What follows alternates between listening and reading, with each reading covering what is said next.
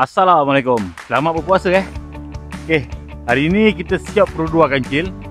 Kereta kancil ni daripada Mersing. Jadi owner berminat dengan enjin model 1.0 manual. Ni daripada Half Cut Storia Okey, macam mana kalau korang tengok daripada enjin bay dia warna pink atas permintaan owner. Lepas tu macam biasalah wear and tear semua kita tukar baru. Yang kelas, oil engine, timing belt, water pump, oil seal semua kita tukar baru.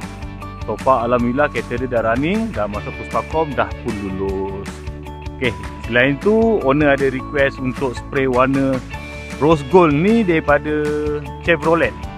Kereta dia nampak macam, kadang-kadang nampak macam bawah matahari macam pink, macam purple, macam coklat. Saya pun susah lah nak sebut warna rose gold ni.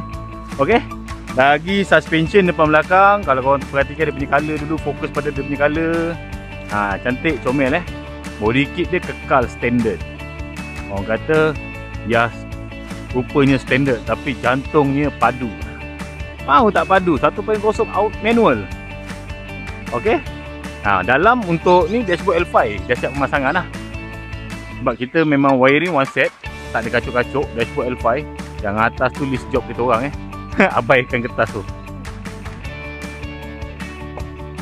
Rim dia 14 dah pasang semua. Suspension dah pasang semua. Semua dah tak ada apa lah. Sekarang tinggal kita orang running ni. Tadi sebut saya dah test dah. Saya dah test so far okey lah. Engine, gearbox, aircon semua dah okey. Cuma brake dia ada gegar sikit.